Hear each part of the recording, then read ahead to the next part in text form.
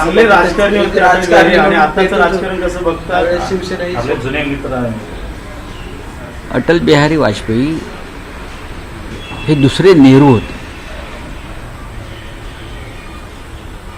आणि अटलजी हे नेहरूंचे भक्त होते. जरी आज सध्याचं भाजपचं नेतृत्व हे पंडित नेहरूंवरती रोज चिखलफेक करत असलं तरी अटलजींची ओळख राजकारणातली ही दुसरे नेहरू काँग्रेसच्या बाहेरचे विरोधी पक्षांचे. आणि स्वतः नेहरू यांनी अटलजींना त्यांची धडाडी, त्यांचं भाषण कौशल्य, त्यांचं भाषेवरचं प्रभुत्व, त्यांच्यातला सगळ्यांना एकत्र घेऊन जाण्याचं त्यांचं नेतृत्व पाहून नेहरूजींनी त्यांना सातत्यानं आशीर्वाद आणि मार्गदर्शन दिलं. राजधर्माचं पालन कसं करावं हे अटलजीकडून शिकण्यासारखं आहे. प्रखर हिंदुत्ववादी असताना सुद्धा हा देश सगळ्यांचा आहे असं मानणारे ते होते. आणि जोपर्यंत अटलजी यांच्याकडे भाजपचं नेतृत्व होतं तोपर्यंत भाजप हा सर्वसमावेशक होता आणि तोपर्यंत भाजपला देश एक आणि अखंड ठेवायचा याच्याविषयी लोकांच्या मनामध्ये विश्वास होता.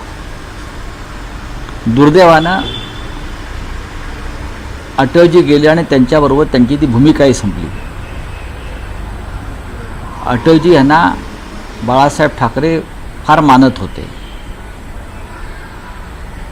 भारतीय जनता पक्ष आणि शिवसेनेची जी युती झाली त्या काळामध्ये हिंदुत्वाच्या मुद्द्यावर, त्यातले एक प्रमुख शिल्पकार अटल बिहारी वाजपेयी होते. आणि अटलजींचा शब्द जो होता हा बाळासाहेबांसाठी फार महत्त्वाचा ठरत होता किंवा बाळासाहेबांचा शब्द अटलजी मानत होते. असे अटलजी जरी आपल्यात आज नसले तरी आम्ही भाजपबरोबर नसलो तरी आम्हाला अटलजींचं स्मरण कायम होतं.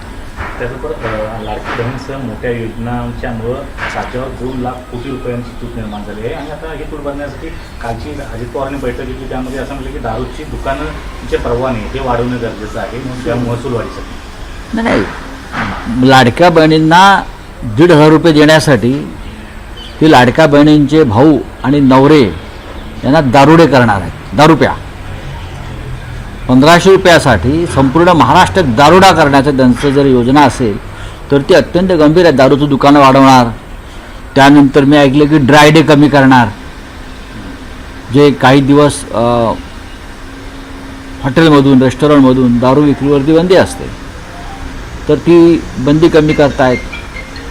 त्यानंतर शॉप्स आणि मॉलमधून सुद्धा दारू विक्री करण्यासंदर्भात काही एक प्रपोजल आलेला आहे किंवा घरपोच दारू काही राज्यात आहे.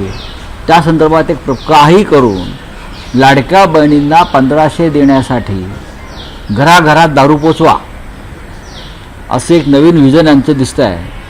म्हणजे बहिणींना 1500 रुपये द्यायचे आणि त्या बदल्यात बहिणींच्या घरामध्ये बेवडे दारुडे निर्माण करायचे, नवरे भाऊ मुलं, हां, अशी योजना पैसे कमवण्याची दिसते. आणि ही अत्यंत गंभीर आहे, महाराष्ट्राच्या प्रतिमेला कलंक लावणार आहे.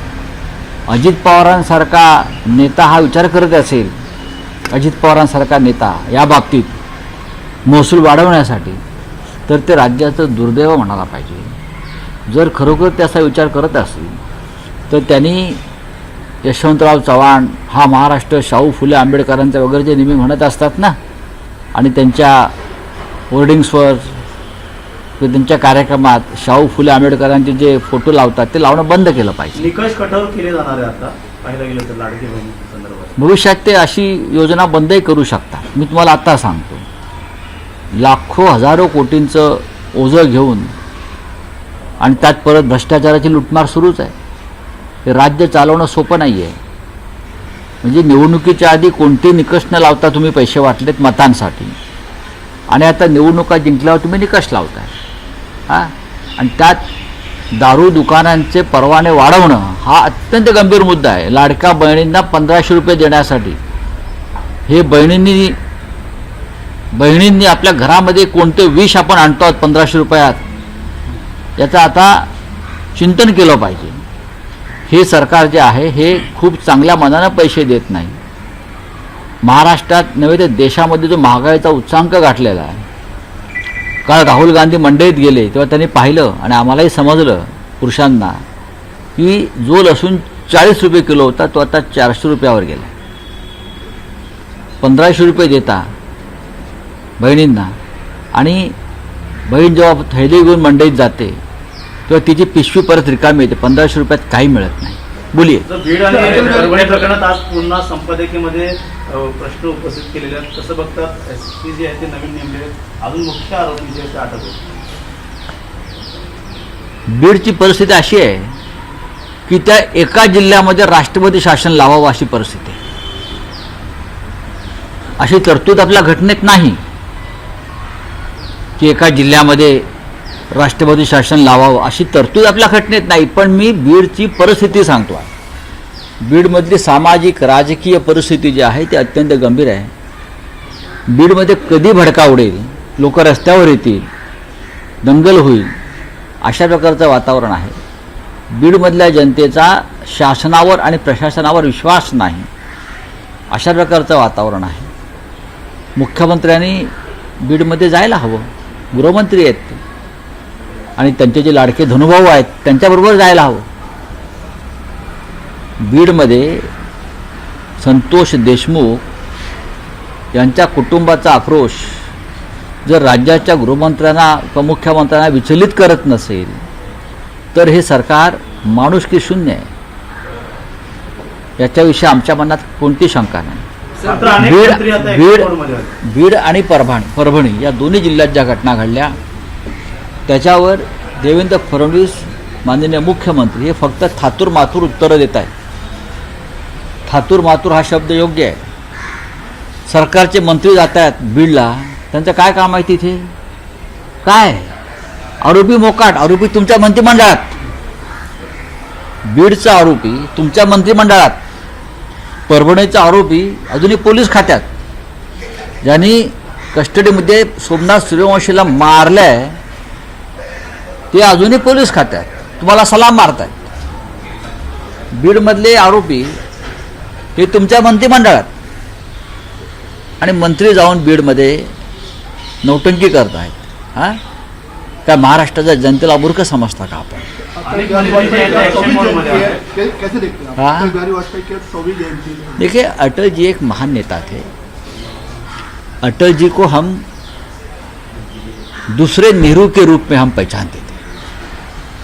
इस देश को एकता अखंडता रखने के लिए अटल जी का योगदान बहुत बड़ा रहा. अटल जी को राजधर्म का पालन, जब प्रधानमंत्री थे तो राजधर्म का पालन कैसा करना चाहिए ये हमने अटल जी के साथ काम किया है. तो हमने ये सब कुछ देखा है. जब तक अटल जी थे, जब तक अडवाणी जी थे तो भारतीय जनता पार्टी और शिवसेना का अलायंस बहुत मजबूत रहा. हिंदू हृदय सम्राट बाला साहब ठाकरे और अटल जी के संबंध बहुत मधुर रहे. पंडित नेहरू ने अटल जी को हमेशा मार्गदर्शन किया है और अटल जी पंडित नेहरू का देश के निर्माण में योगदान बहुत मानते थे.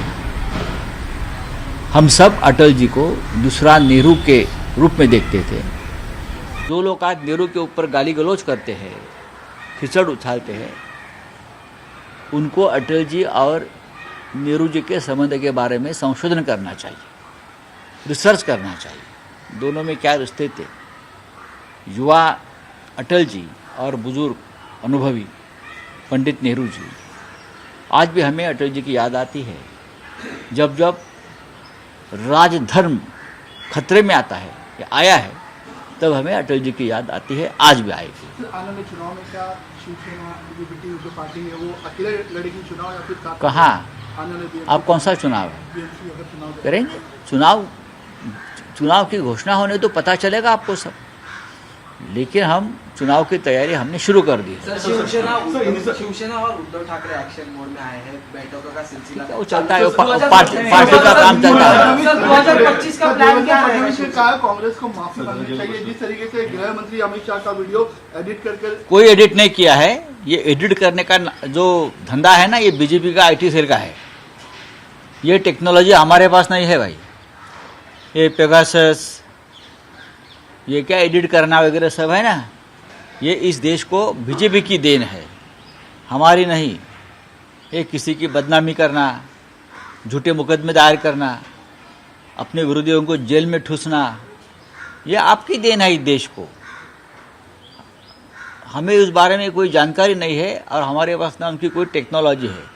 ये सब एडिट क्रेडिट सब आपका है, आप करते रहिए, कोई फर्क नहीं पड़ता है। राम का एक बंगला सुर्खियों में है, राम का एक बंगला सुर्खियों में, जिसके 2025 का शिवसेना भाई 2025 को अभी तक 6 दिन बाकी है, 31 को बताऊंगा। एबीपी माझा, उघडा डोळे बघा नीट।